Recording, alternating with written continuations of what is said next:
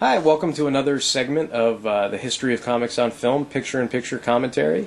Little Jughead Jones, Nightman, Teenage Mutant Ninja Turtles, Peter Parker, or Emo Parker, getting all groovy. Howard the Duck getting groovy. That was kind of my whole concept for that intro. Hope you like that. So yeah, there's Crypto flying out of control. This is The Adventures of Superboy. So The Adventures of Superboy was actually sort of part of the New Adventures of Superman cartoon. I probably talk about it a little bit in the beginning here, but it fit in between. Like there was a Superman segment, and then there was a Superboy segment, and then there was a Superman segment. And to tie in a little bit of comic history there, the voice of Commissioner Gordon in Batman the Animated Series, Bob Gale, was the voice of Superboy, which is kind of cool. And there's Professor Lang and Ma and Pa Kent. I know I mentioned before, pre-Crisis is a little different than Smallville and post-Crisis. There's similarities, like kryptonite necklaces, but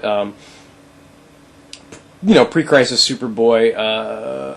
Smallville had an interesting history where, sometimes it was, I guess, the way the Superman movie presents it, it's this big Kansas farm, and there's not much else. Small town, and it's still a small town, obviously, in the comics, but, Pa Kent has his general store, and so that was always kind of a staple of certain comic books. We've got different characters kind of reminding me of other characters. Micro Boy and what is that? Something the other Mighty Lad or whatever, right? Just real quick correction. I think here I say Superman 153 and I mean 154, or the year 1963 and I mean the 1964 year. I don't know. There was some mistake there with the Red Sun issue. I don't think anybody's ever caught it, but I'm going to own up to it here. I know I made some kind of audio flub when I said I think the issue number. I think I said 163 and it's really 164. Another pet peeve of mine that I just wanted to point out here is the whole, Superman needs a fucking spacesuit to breathe. Oh, I cursed, sorry. Anyway, but he doesn't. God damn it. Just an excuse to sell toys is what most people will come up with. But I think it makes him look really weak.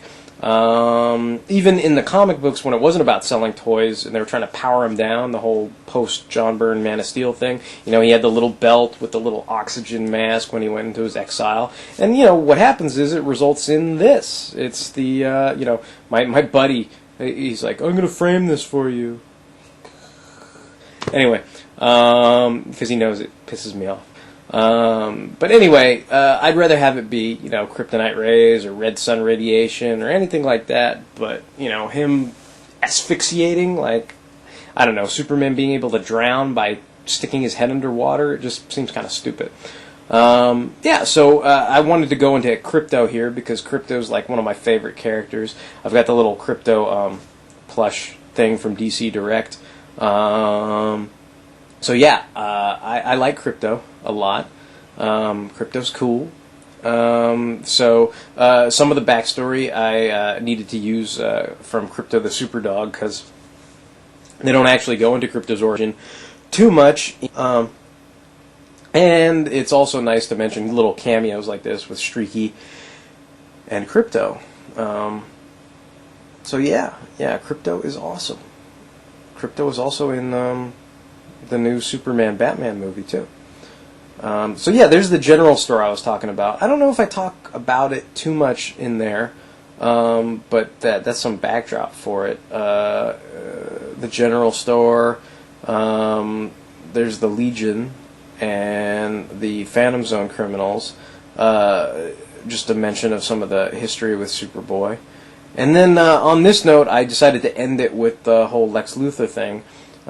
This is the faithful replication of the comic origin in both the Super Friends, literally like ripped from the pages of the comics, and then this is kind of like the interpretation of it in things like Smallville or the Superboy cartoon, which is kind of funny. The Super Friends is pretty much straight out of the comic. This Superboy thing always kind of cracked me up, where I think what happened was this guy was so bad, such a horrible actor, they recast him with a good actor in the second, third, and fourth seasons. But to do that, I guess they had to blow up Lex Luthor, give him plastic surgery, and the plastic surgery apparently made him 10 years older and a better actor. Anyway, thanks for watching.